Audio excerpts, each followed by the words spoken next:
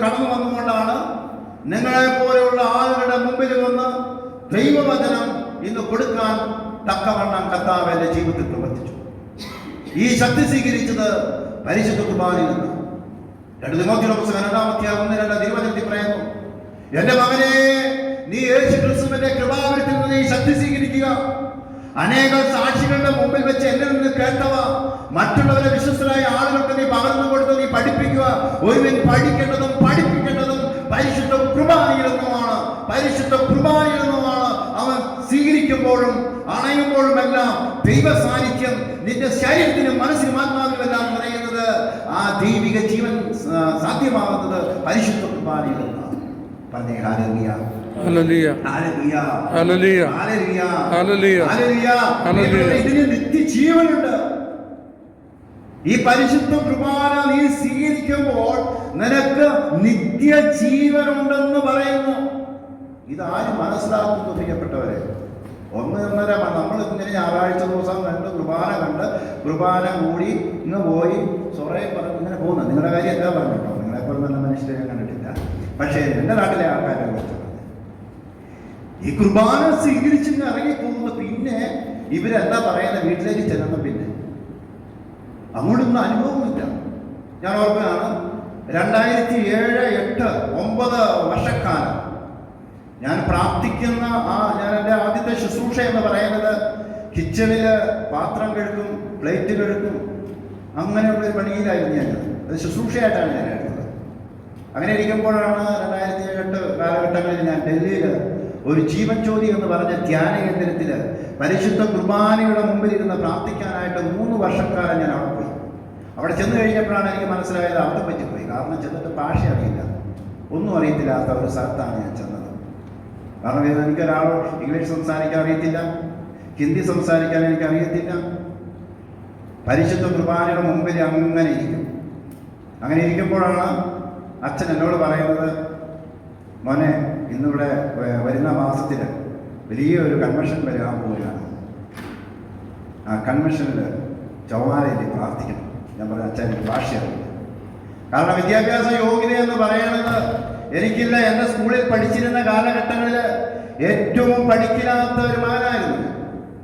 അധ്യാപകർ പറയും, നിനക്കൊക്കെ ഒരു ദിവസം വരാതെ ഇരുന്ന് കഴിഞ്ഞാൽ ബാക്കിയുള്ള കുട്ടികളോടെ പഠിക്കുമല്ലോ, വേറെ വല്ലതും പണിക്ക് പോകാൻ ഒരു അധ്യാപകനോട് പറഞ്ഞു. മറ്റു കുട്ടികളോടെ പഠിക്കട്ടെ, നിന്റെ ഇത് കാരണം കുട്ടികൾ പഠിക്കുന്നില്ല. പ്രിയപ്പെട്ടവരെ, അധ്യാപകരോട് തന്നെ എനിക്കൊരു വിഷമവും ദേഷ്യമൊക്കെ എനിക്ക് തോന്നുന്നു. അങ്ങനെ 8ാം ക്ലാസ്സിൽ 3 വർഷം പഠനം നിർത്തി ഞാൻ പോകുന്നവരാണ്. അങ്ങനെ ഇരിക്കുമ്പോഴാണ് ആത്മീയ ശുശ്രൂഷയിലേക്ക് കടന്നു വരുന്നത്. പ്രിയപ്പെട്ടവരെ, പുരോഹിതൻ പറയുകയാണ്, ഇന്ന് വിശുദ്ധ ബലി അർപ്പിച്ചു കഴിഞ്ഞതിന് ശേഷം ഈശോ എന്നോട് സംസാരിച്ചു. കണ്ടോ, അത് ശിരോ ജപമാലയിൽ പ്രാർത്ഥിക്കണമെന്ന്. കാരണം ഒരു പുരോഹിതന് ബോധ്യമുണ്ട്, ഇത് ഈശോ എന്നോട് സംസാരിക്കണം. ഇവിടെ അങ്ങനെയാണെങ്കിൽ ഇത് സ്വീകരിക്കുന്ന ആർക്കും ഈശോ സംസാരിക്കാൻ പറ്റില്ലേ? പറ്റുമല്ലോ, പറ്റും. പ്രിയപ്പെട്ടവരെ, ഞാൻ ഈ അച്ഛനോട് പറഞ്ഞു, അച്ഛ, എനിക്കങ്ങനെ ഹിന്ദിയിൽ ഒന്നും അറിയില്ല, സംസാരിക്കാനൊന്നും അറിയില്ല. ശിരൂരെ കൊണ്ട് കർത്താവ് അത് ചെയ്യും, എനിക്കുറപ്പുണ്ട്. കാരണം ഈ ബലിവസ്തുവിലേക്ക് ഈ ഓസ്തിയിലേക്കും അപ്പത്തിലേക്കും വീഞ്ഞിലേക്കും അങ്ങയുടെ പരിശുദ്ധാത്മാവ് ഈ ബലിവസ്തുവിലേക്ക് ആവസിക്കണമേ എന്ന് പറഞ്ഞപ്പോൾ ഓൾറെഡി പരിശുദ്ധാത്മാവിന്റെ കൃപ ആ ബലിവസ്തുവിലേക്ക് ആവസിക്കണമെങ്കിൽ പുരോഹിതനല്ലാതെ മറ്റൊരാൾക്കും സാധ്യമായിത്തീരുക. അങ്ങനെയാണെങ്കിൽ ഈ വാക്ക് കർത്താവിന്റെ വാക്കാണ്, കർത്താവിന്റെ സാന്നിധ്യമാണ്. ഞാൻ അത് തിരിച്ചറിയും. പ്രിയപ്പെട്ടവരെ, അങ്ങനെ ഇരിക്കുമ്പോൾ രാത്രിയുടെ യാമങ്ങളിൽ പരിശുദ്ധ കുർബാനയിലേക്ക് നോക്കിക്കൊണ്ട് ഞാൻ പ്രാർത്ഥിക്കുന്നു. അങ്ങ് നീ സർവശക്തനാണ്, അങ്ങ് നീ സർവാധിപനായ കർത്താവാണ്, അങ്ങ് നീ സകലത്തിന്റെ ഉടയവനായ ക്രിസ്തുവാണ്. പത്രോസിനെ, വിദ്യാഭ്യാസവും വിവരമില്ലാത്ത പത്രോസിനെ ഇതാ സഭയെ വരവേൽപ്പിച്ചപ്പോൾ പ്രിയപ്പെട്ടവരെ, ഒറ്റയടിക്ക് 3000 പേര് മാനസാന്തരപ്പെട്ടെങ്കിൽ ആ പത്രോസിലൂടെ ലഭിച്ച അഭിഷേകം എന്നിലുമുണ്ട്.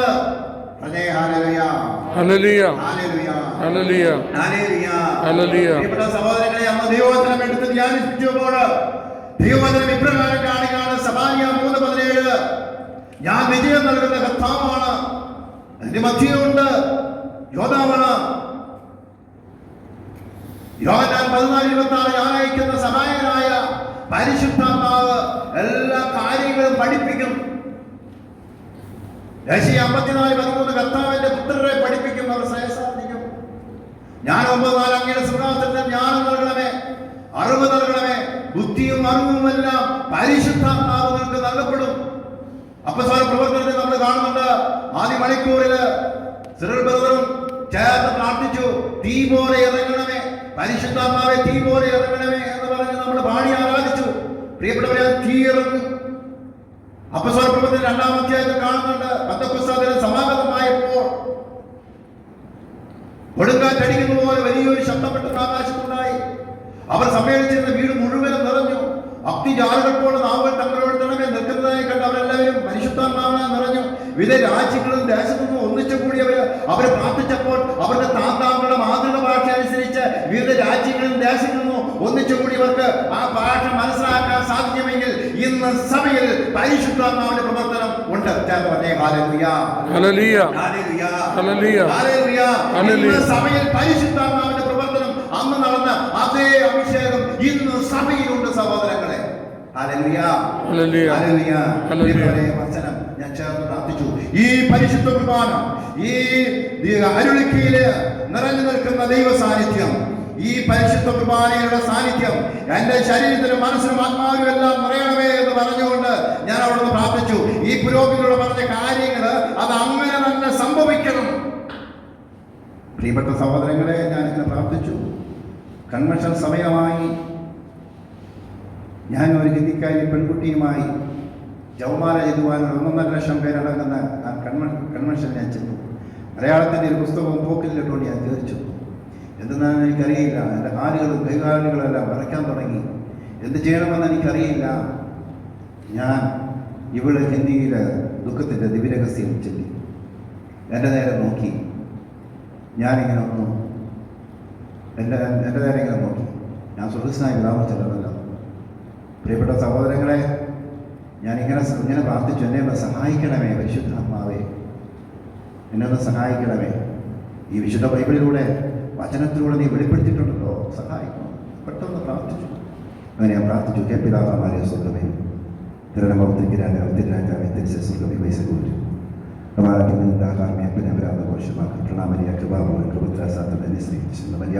രമേശിക്കുമ്പോൾ പ്രാർത്ഥനകരം ഭാവിയെ സമയം പിതാവ് ഹല്ലേലൂയ. ചേർന്ന് ഹല്ലേലൂയ, ഹല്ലേലൂയ, ഹല്ലേലൂയ. പ്രിയപ്പെട്ടവരെ, 3 വർഷക്കാലം ആ പരിശുദ്ധ കുർബാനയിൽ ഇരുന്ന് പ്രാർത്ഥിച്ചു കഴിഞ്ഞതിന് ശേഷമാണ് ഇന്നെ ശുശ്രൂഷയിലേക്ക് ദൈവം കൈപിടിച്ചുയർത്തിയത്. പ്രിയപ്പെട്ടവരെ, ഈ വിശുദ്ധ ബൈബിളില് ആയിരക്കണക്കിന് ദൈവവചനം എന്റെ ഹൃദയത്തിലേക്ക് നിക്ഷേപിച്ചതും പരിശുദ്ധ കുർബാനയോട് ചേർന്ന് നിന്ന് പ്രാർത്ഥിച്ചപ്പോഴാണ് ദൈവം പ്രവർത്തിക്കുവാനായിട്ട് ഇടയായിത്തീർന്നത്. പിന്നെ ഇംഗ്ലീഷില് ഹിന്ദിയിലൊക്കെ ശുശ്രൂഷ ചെയ്യുവാൻ എന്റെ കർത്താവ് എനിക്ക് കൃപ നൽകി അനുഗ്രഹിച്ചതും പരിശുദ്ധ കുർബാനയിൽ നിന്നുമാണ്.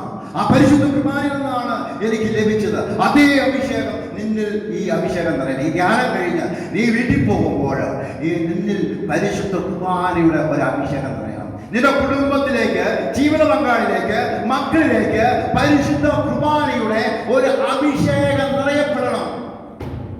അതാണ് നമ്മുടെ ധ്യാനത്തിന്റെയൊക്കെ വിജയം എന്ന് പറയുന്നത്.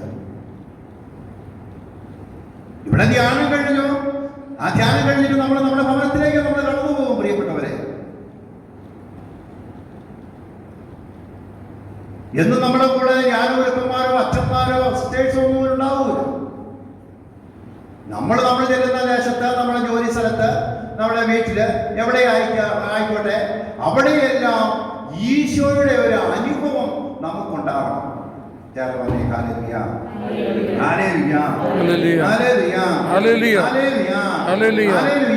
എവിടെയാണെങ്കിലും നമ്മൾ ഈശോയെ കൊടുക്കുന്ന മകനോ മകളോ ആക്കി മാറ്റണം. ഞാൻ ഡോക്ടേഴ്സിനെ ക്ലാസ് എടുക്കുന്നുണ്ട്. ഞാൻ പറഞ്ഞു, ഞാൻ വലിയ സംഭവം അറിയിക്കാൻ വേണ്ടിയിട്ടല്ല, ദൈവവചനത്തിന്റെ അടിസ്ഥാനത്തിൽ ഞാൻ പറയാം.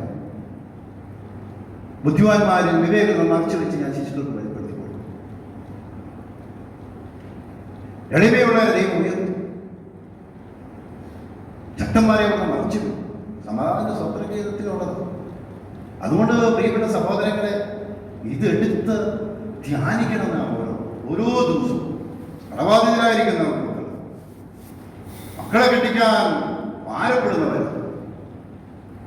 ഒരു ഭവനമില്ലാത്ത അവസ്ഥ, ഒരു കുഞ്ഞുങ്ങളില്ലാത്ത അവസ്ഥ, ഏതുമായിക്കോട്ടെ, ഈ പരിശുദ്ധ കുർബാനയോട് നീ ചേർന്ന് നിൽക്കണം. ഒരു ധ്യാനഗുരുക്കന്മാരെയോ ഒരു ശുശ്രൂഷകരെയോ കുറ്റം പറയുന്നതല്ല പ്രിയപ്പെട്ട സഹോദരങ്ങളെ.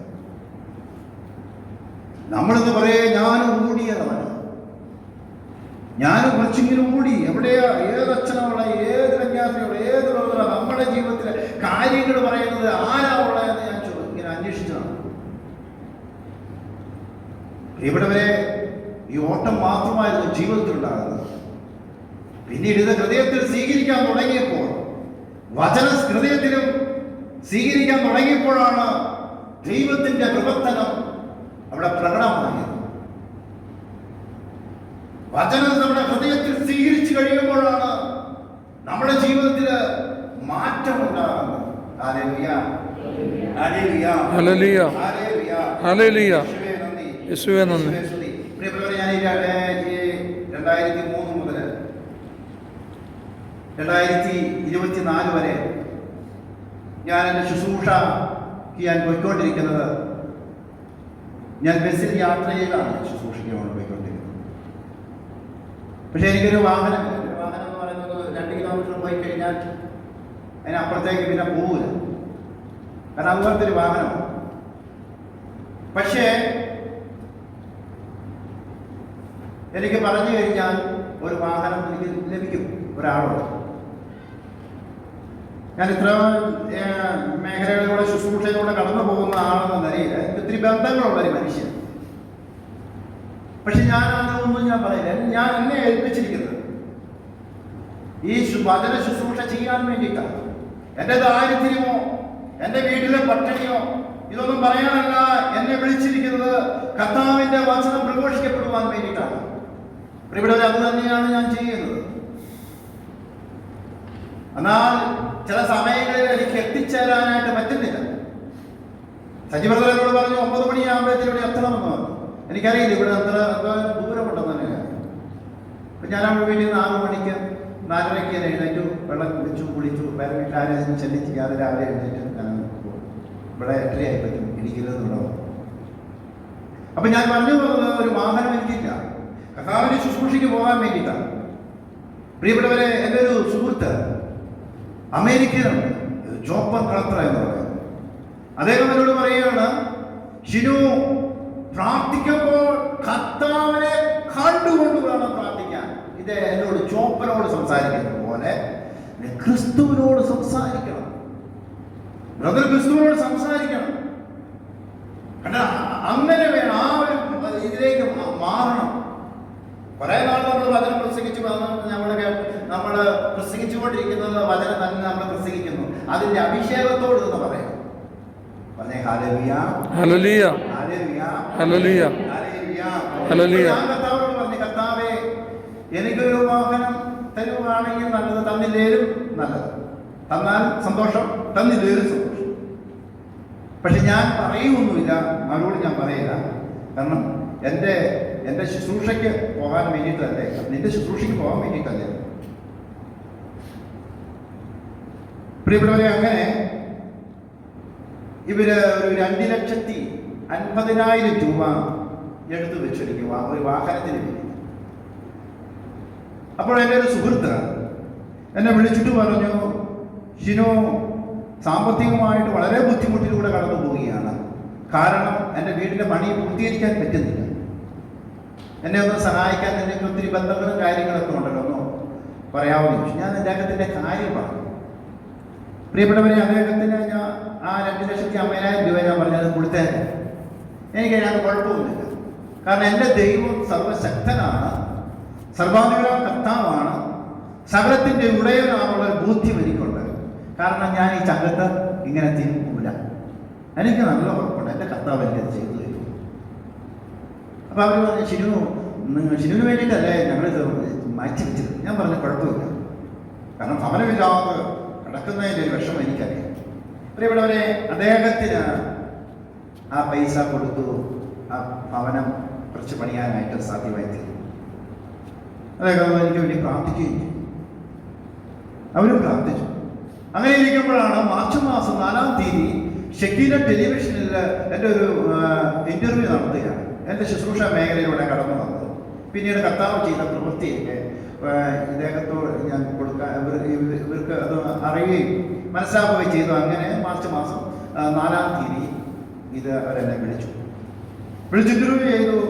എനിക്കറിയില്ല, ഈ ചാനലിൻ്റെ മുമ്പ് എങ്ങനെ ഇരുന്ന ഈ മൈക്കും ഈ എന്താ പറയുക, ഇവർ എനിക്ക് ഭയങ്കര ഭയപ്പെട്ടു. അവർ പറഞ്ഞ വെള്ളിയാഴ്ച ഇത് പ്രക്ഷേപണം ചെയ്യുമെന്ന് പറഞ്ഞു. വ്യാഴാഴ്ച എന്നെ വിളിച്ചിട്ട് പറഞ്ഞ സംഭവം ശരിയായില്ല, എന്താ സംഭവം എന്ന് അറിയത്തില്ല, ഒന്നോടെ വരാമെന്ന് ചോദിച്ചു. എന്നാൽ ഇദ്ദേഹം പറഞ്ഞു, ഇത് ചിലപ്പോൾ ദൈവത്തിൻ്റെ പദ്ധതിയാണ്. ഇതിലൂടെ കർത്താവ് വലിയ കൃപയിലേക്ക് ഉയർത്താൻ വേണ്ടിയിട്ടും മറ്റ് രാജ്യങ്ങളിലൂടെ ഈ ശുശ്രൂഷ കടന്നു പോകാൻ വേണ്ടിയിട്ടും ആയിരിക്കാം പറയുന്നത്. അപ്പം ഞാൻ പറഞ്ഞു, ശരി, ഓക്കെ എന്നൊക്കെ പറഞ്ഞാൽ. പ്രിയപ്പെട്ടവരെ, അങ്ങനെ മാർച്ച് മാസം 4-ാം തീയതി അവരത് പുറത്തു വിട്ടു. അത് അമേരിക്കയിലെ വിവിധ സ്റ്റേറ്റിലൂടെ അത് കടന്നുപോയി. അങ്ങനെ ഇത് കണ്ടിട്ട് എന്നെ ശുശ്രൂഷയിലേക്ക് കൈപിടിച്ചുയർത്തിയ ഒരു പുരോഹിതനും ഞാനിങ്ങനെ പറഞ്ഞു. പ്രിയപ്പെട്ടവരെ, അവരത് കണ്ടു. എൻ്റെ വീട്ടിൽ വന്നു. അമേരിക്കയിൽ നിന്ന് 2 ആൻറ്റിമാർ കഴിഞ്ഞ ഫെബ്രുവരി മാസത്തിൽ വീട്ടിൽ വന്നു. വീട്ടിൽ വന്നിട്ട് പറഞ്ഞു, 2,50,000 രൂപ എടുത്തു തന്നിട്ട് പറഞ്ഞു, പോയി ഒരു വാഹനം മേടിച്ചു. പറഞ്ഞു, ഹല്ലേലൂയ, ഹല്ലേലൂയ, ഹല്ലേലൂയ, ഹല്ലേലൂയ. ആ വാഹനത്തിനാണ് ഞാൻ ഇന്ന് താഴെ വന്ന ഒരു ബുള്ളറ്റ് വാങ്ങിയത്. കർത്താവ് ക്രമീകരിച്ചത് കണ്ട പ്രിയപ്പെട്ട സഹോദരങ്ങളെ, ദൈവവചനത്തിലും പരിശുദ്ധ കുർബാനയിലും ആഴപ്പെട്ടുകൊണ്ട് നിന്റെ ജീവിതത്തെ നീ മാറ്റിവെക്കുമ്പോൾ, ഉയർത്തുമ്പോൾ കർത്താവ് നിവർത്തിക്കും. ഇന്ന് ഞാൻ രാവിലെ കുർബാനയ്ക്ക് പോയ 10 ദിവസം ധ്യാനം കഴിഞ്ഞിട്ട് നമ്മൾ പള്ളിയിൽ പോകും. 14ാമത്തെ ദിവസം നമ്മൾ കാണുന്നില്ല. എന്താ പറയുക, ഭയങ്കര തണുപ്പായിരുന്നു. പിന്നെ പോകാൻ പറ്റുന്നില്ല. ആദ്യത്തെ ഒരു അഭിഷേകം കിട്ടി. പിന്നെ പറഞ്ഞു കൂടി, പിന്നെ വീട്ടിൽ കിടന്നു. പോരാ അതുപോരാ സഹോദരങ്ങളെ, കുർബാനയോട് ചേർന്ന് നിൽക്കണം. എത്രയോ കാരണന്മാര് കരസ്മാറ്റിക്കൊക്കെ വന്നു തുടങ്ങിയിട്ട് 10-50-55 വർഷങ്ങളായുള്ളൂ. നമ്മുടെയൊക്കെ പൂർവികരുടെ മാതാപിതാക്കള് പരിശുദ്ധ കുർബാനയോടും പരിശുദ്ധ ജപമാലയോടും ചേർന്ന് നിന്നുകൊണ്ട് അവർ പ്രാർത്ഥിച്ചപ്പോഴൊക്കെ ആനയോടും കരടിയോടും സംഘത്തോടുമെല്ലാം പടവെട്ടിയതും ഈ പരിശുദ്ധ കുർബാനയും പരിശുദ്ധ ജപമാലയുള്ള പ്രാർത്ഥനയിലൂടെയൊക്കെയാണ് അവർ മുന്നോട്ട് നയിച്ചത്. ആ വിശ്വാസം നമുക്കിന്ന് പകർന്നു തന്നു. ആ പകർന്നു തന്നനുസരിച്ച് നമ്മുടെ ജീവിതത്തെ ഇന്ന് മാറ്റിമറിക്കുവാനായിട്ട് സാധ്യമായി തീർന്നിട്ടില്ല. അതുകൊണ്ടാണ് നമ്മുടെ ജീവിതത്തിൽ ഒത്തിരിയേറെ പരാജയങ്ങളിലൂടെ കടന്നു പോകുവാനായിട്ട് സാധ്യമായി തീർന്നത്. നിങ്ങൾ നോക്കിക്കേ, നേരത്തെ കാലഘട്ടങ്ങളിലൊക്കെ വിശ്വാസത്തോടും പ്രാർത്ഥനയോടും ഒക്കെ നമ്മളെ മാതാപിതാക്കളെയൊക്കെ നമ്മളെ കുഞ്ഞുങ്ങളെ പഠിപ്പിച്ച് മുന്നോട്ട് കൊണ്ടുപോകുമായിരുന്നു. മക്കളെ പരിശുദ്ധ കുർബാനയാണ് ദൈവിക ജീവൻ നൽകുന്നതും. പരിശുദ്ധ കുർബാനയോട് നീ ചേർന്ന് നിൽക്കണമെന്ന് ഒരു കൂട്ടായ്മയായിട്ട് അപ്പനും മക്കളുമെല്ലാം ദേവാലയത്തിലേക്ക് കടന്നു ചെന്ന് പരിശുദ്ധ കുർബാന സ്വീകരിച്ച് അവര് ഭവനത്തിലേക്ക് കടന്നുപോയും വിവിധ ജോലികളിലേക്ക്, പറമ്പിലേക്കാണെങ്കിൽ പറമ്പിലേക്ക്, ജോലി മേഖലയിലാണെങ്കിൽ ജോലി മേഖലയിലേക്ക് കടന്നു വന്ന് ആ കുടുംബം യേശു വസിക്കുന്ന ഭവനം ബേഥേൽ യേശു വസിക്കുന്ന ഭവനമായി മാറി. ആ കാലഘട്ടങ്ങളൊക്കെ ഇന്ന് പോയി. ഇന്ന് വിശ്വാസമില്ല, പ്രാർത്ഥനയുമില്ല, ഒന്നുമില്ലാത്ത ഒരു കാലഘട്ടത്തിലേക്ക് ഇന്ന് പോകുമ്പോൾ നമ്മുടെ കുടുംബങ്ങളില് അതിൻ്റെതായ കുറവുകളും ഇന്ന് കണ്ടുകൊണ്ടിരിക്കുക. സഹോദരങ്ങളെ,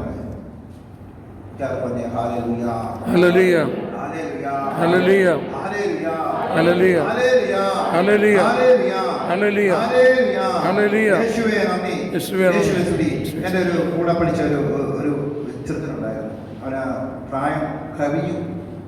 അവൻ്റെ വിവാഹം നടക്കുന്നില്ല. വന്ന് ധ്യാനം കൂടി കഴിഞ്ഞതിന് ശേഷം അവൻ പറഞ്ഞു, ഈ 40-45 വയസ്സ് കഴിഞ്ഞ് എനിക്ക് ഇനി വിവാഹം ഉണ്ടാവും. ഞാൻ പറഞ്ഞു, ഒരു കാര്യം ചെയ്യാം, ധ്യാനം പോകും. 32 മനുഷ്യൻ വിരാഗരാരികളല്ല ചേർന്ന് നിനക്ക് നൽകും. ദൈവമാണ് പറഞ്ഞിരിക്കുന്നത്. അതുകൊണ്ട് മാനേനി വന്ന് ഒരു ധ്യാനവും കൂടി പരിശുദ്ധ കുർബാനയൊക്കെ സ്വീകരിച്ച് കുടുംബങ്ങളോട് അന്ന് ചേർന്ന് നീ പ്രാർത്ഥിക്കുമ്പോഴൊക്കെ നിനക്ക് ചേർന്നതിനെ ദൈവം നിനക്ക് നൽകി അനുഗ്രഹിക്കും. പ്രിയപ്പെട്ടവരെ, ആ മകൻ്റെ കല്യാണം ഈ കഴിഞ്ഞ ദിവസം നടന്നു. കണ്ടോ, ഈ കഴിഞ്ഞ ദിവസം അവൻ്റെ വിവാഹം നടന്ന എൻ്റെ അപ്പനും പറയായിരുന്നു, എവിടെയെങ്കിലും ശിനുവയെ ഒരു പെങ്കൊച്ചിനൊന്ന് ആലോചിക്കുന്നു. ഞാൻ പറഞ്ഞു, ഞാൻ പ്രാർത്ഥിക്കും. എൻ്റെ ബുദ്ധി അതല്ല, അതിനുള്ള ആളുകൾ വേറെ, അതിനുള്ള ആളുകളെ നമ്മൾ സെറ്റ് ചെയ്യാം, നമ്മൾ പ്രാർത്ഥിച്ചാൽ മതി എന്ന് പറഞ്ഞു. പ്രിയപ്പെട്ടവരെ, ആ മകൻ പരിശുദ്ധ കുർബാനയോട് ചേർന്ന് നിന്ന് പ്രാർത്ഥിച്ചപ്പോൾ അവൻ്റെ ജീവിതത്തിൽ ദൈവം പ്രവർത്തിക്കാൻ തുടങ്ങി. കണ്ടോ, അപ്പോൾ നമ്മൾ സ്വീകരിച്ചുകൊണ്ടിരിക്കുന്ന കുർബാന അത് ദൈവിക സാന്നിധ്യം വരുന്നുണ്ടോ എന്ന് നമ്മൾ ചിന്തിച്ചു നോക്കിയേ. ദൈവം പ്രവർത്തിക്കാത്തത് കൊണ്ടാണ്. എന്തുകൊണ്ടാണ് നമ്മുടെ ജീവിതത്തിൽ ദൈവം പ്രവർത്തിക്കാത്തത്? നിന്റെ പാപമോ? കാരണം യെശയ്യാ പ്രവാചക പുസ്തകത്തില് 59:2 പറയാൻ, ദൈവത്തെ നമ്മെ അകറ്റിയിരിക്കുന്നത് നിന്റെ പാപമാണ്. ദൈവത്തിന് അടുക്കാൻ ദൈവസാന്നിധ്യം നിന്നിൽ കടന്നു വരാൻ സാധ്യമാക്കി നിന്റെ പാപങ്ങൾ. അത് നീ ചിന്തിക്കുക, എവിടെയാണ് ഞാൻ ദൈവവുമായുള്ള ആ ബന്ധത്തിൽ നിന്ന് അകലിച്ചു വെച്ചിരിക്കുന്നത്? ദൈവകൃപയിൽ നിന്ന് ഞാൻ അകന്നു നിൽക്കാനുള്ള കാരണമെന്ത്? അതുകൊണ്ടാണ് നീ ക്രിസ്തുവിനോട്, യാക്കോബ് പറഞ്ഞു, നീ ക്രിസ്തുവിനോട് നീ ചേർന്ന് നിൽക്കാൻ പറയുന്നത്.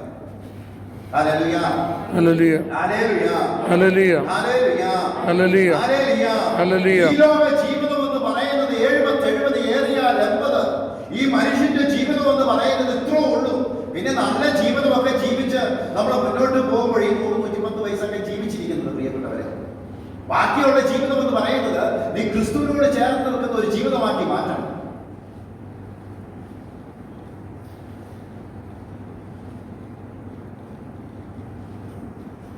ഈശോയുടെ കൂടെയുള്ള ഒരു ജീവിതമാക്കി നമ്മൾ മാറ്റണം.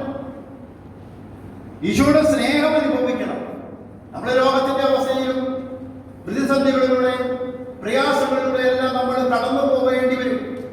അപ്പോഴുമെല്ലാം ദൈവത്തിൽ നിന്നും അകലാതെ ദൈവത്തോട് ചേർന്ന് നിൽക്കണം.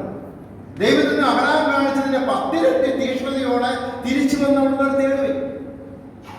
4:24 ദൈവത്തിന് അകലാൻ കാണിച്ചതിന്റെ 10 ഇരട്ടി തീക്ഷ്ണതയോടെ തിരിച്ചു വരിക. എന്നിട്ട് അവിടുത്തെ തേടുക, കർത്താവിന്റെ സാന്നിധ്യം തേടുക, കർത്താവുമായുള്ള ഒരു ബന്ധത്തിലേക്ക് വരിക.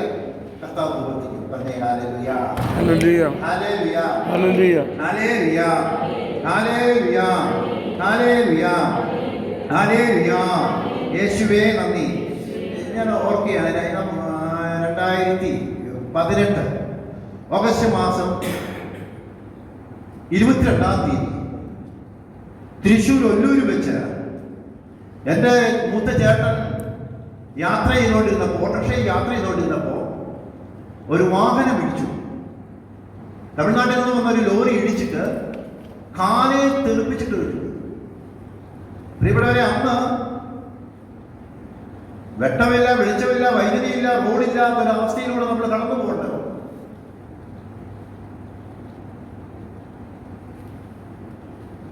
പ്രഭാതത്തിലൊരു ഫോൺ കോൾ വരുന്നു, ഇങ്ങനെ ഒരു അപകടം പറ്റിയിരിക്കുകയാണ്.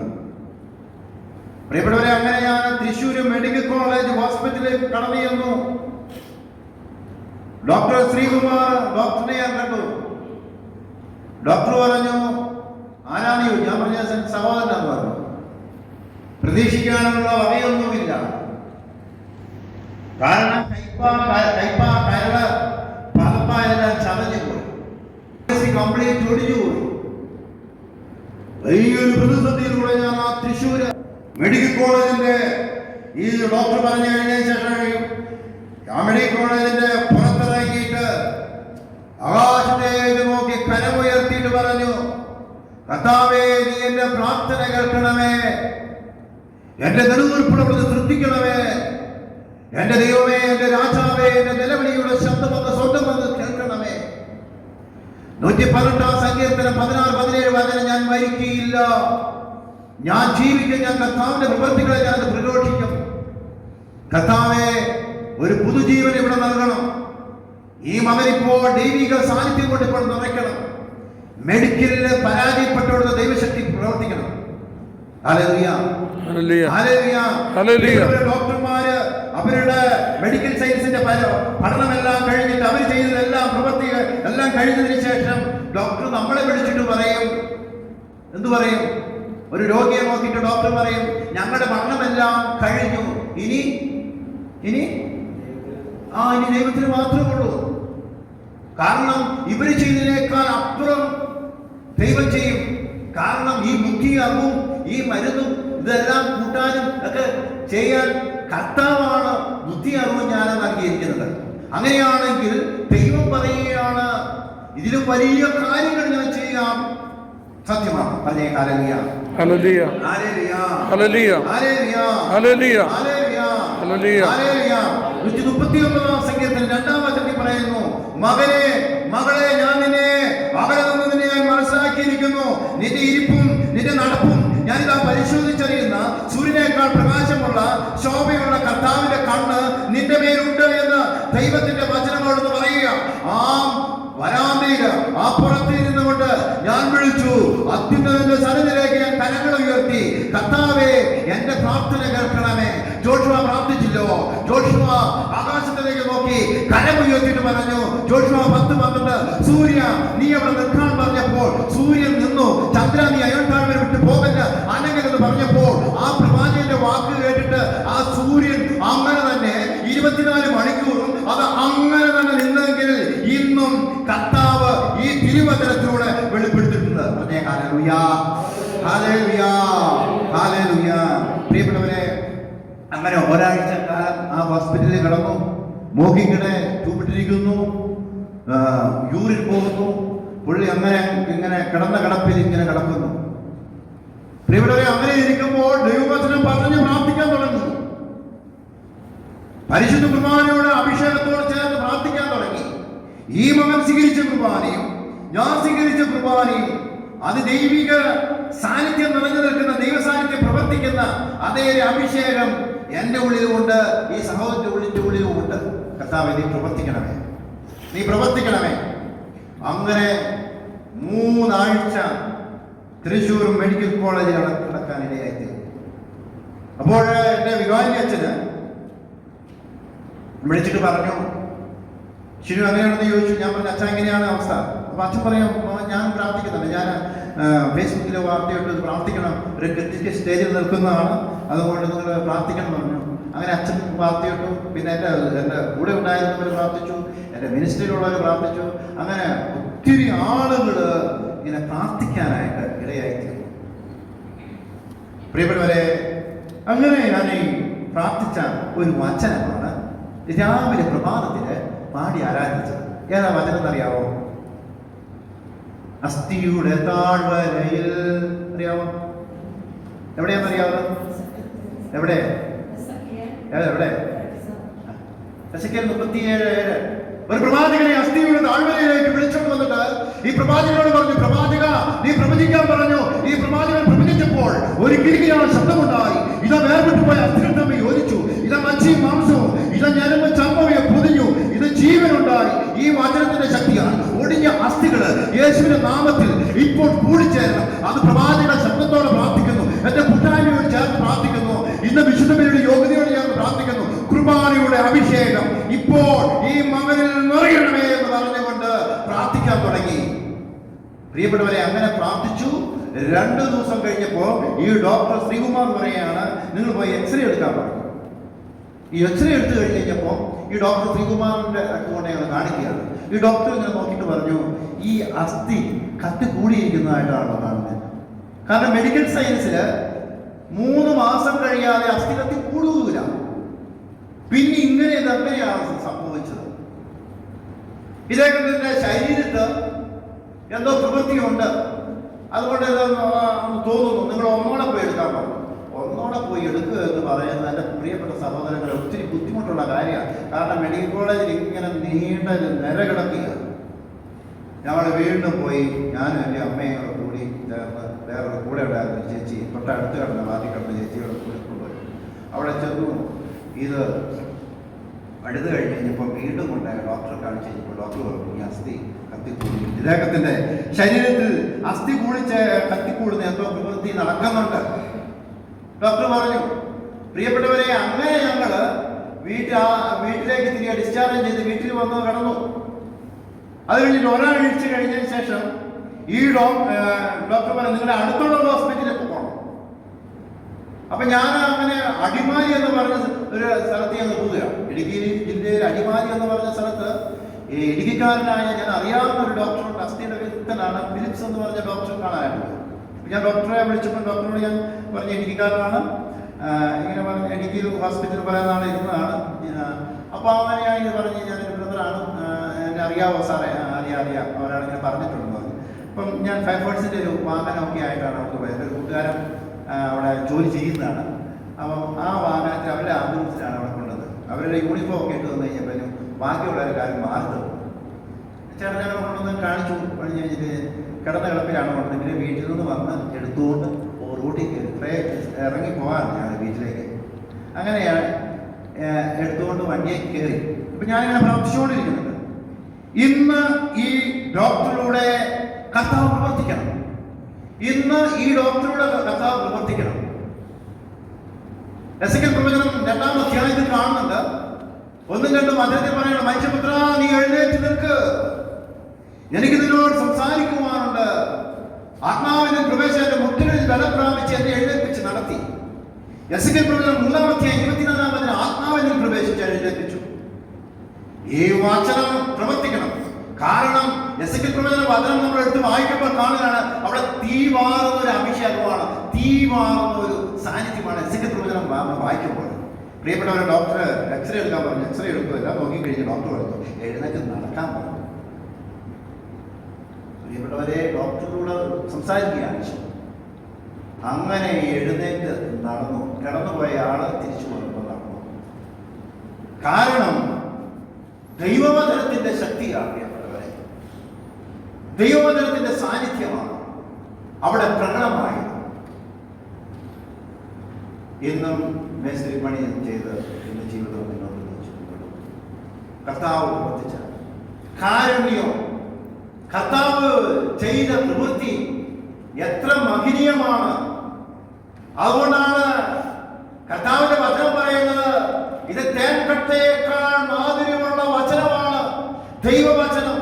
അത് നിന്റെ നാവിലേക്ക് എത്തുമ്പോഴും അത് തീയുടെ അഭിഷേകത്തിന്റെ മനസ്സിലും ആത്മാവിലുമല്ല നിറഞ്ഞു കവിഞ്ഞ ഒഴുകുന്ന ഒരു അനുഭവമായി മാറ്റുവാൻ സാധ്യമായി തീരും. പറഞ്ഞേ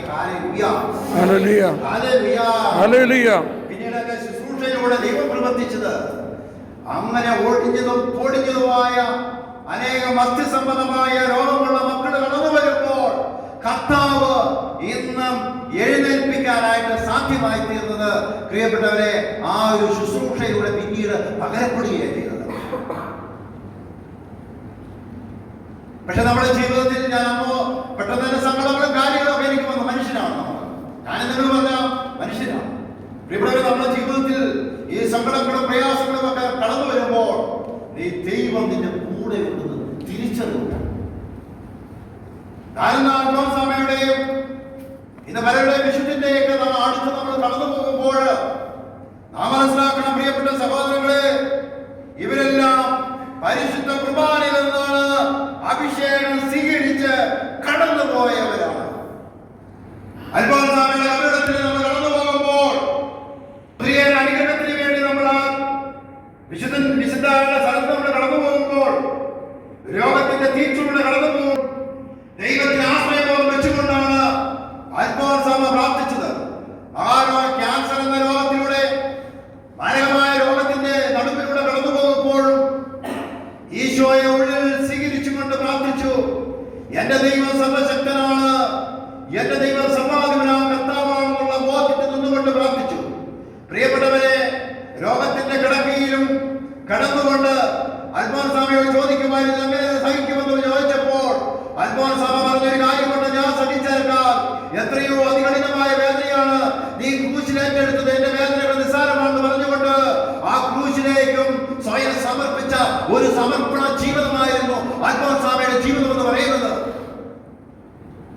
അതുകൊണ്ട് ക്രിസ്തുവിൽ നിന്ന് സ്വീകരിച്ച അതേ അഭിഷേകത്തോടെ കടന്നുപോയപ്പോൾ രോഗത്തിന്റെ കിടക്കയിൽ കടന്നു പോകുമ്പോഴും അവിടെ പരാതി പറയാതെ ക്രിസ്തുവിന്റെ മുഖാമുഖം കണ്ടുകൊണ്ട് ജീവിച്ച അൽഫോൻസാമ പറഞ്ഞേ ഹല്ലേലൂയ, ഹല്ലേലൂയ, ഹല്ലേലൂയ, ഹല്ലേലൂയ. പ്രിയപ്പെട്ട സഹോദരങ്ങളെ, എന്റെ ജീവിതത്തിലെ ശുശ്രൂഷയിലൂടെ കടന്നു വന്നപ്പോഴാണോ ഒത്തിരിയേറെ പ്രയാസങ്ങളിലൂടെ കടന്നു പോകാനായിട്ട് ഇടയായിത്തീരുന്നു. ഒരു പ്രശ്നം തീരുമ്പോൾ മറ്റൊരു പ്രശ്നം, മറ്റൊരു പ്രശ്നം തീരുമ്പോൾ വേറൊരു പ്രശ്നം, വേറൊരു പ്രശ്നം തീരുമ്പോൾ വേറൊരു പ്രശ്നം. ആളുകൾ ചോദിക്കും, ഭയങ്കര പ്രാർത്ഥനയും കാര്യങ്ങളുമായിട്ട് പോകുന്നു, അവന്റെ വീട്ടിൽ പ്രശ്നം തീരാത്ത സമയമില്ല. പക്ഷേ ദൈവത്തിന്റെ വചനം പറയുന്നു, നിനക്ക് സഹിക്കാൻ പറ്റാത്ത ഒരു സഹനവും വേദനയും നിന്റെ ദൈവം നിനക്ക് തരികയില്ല.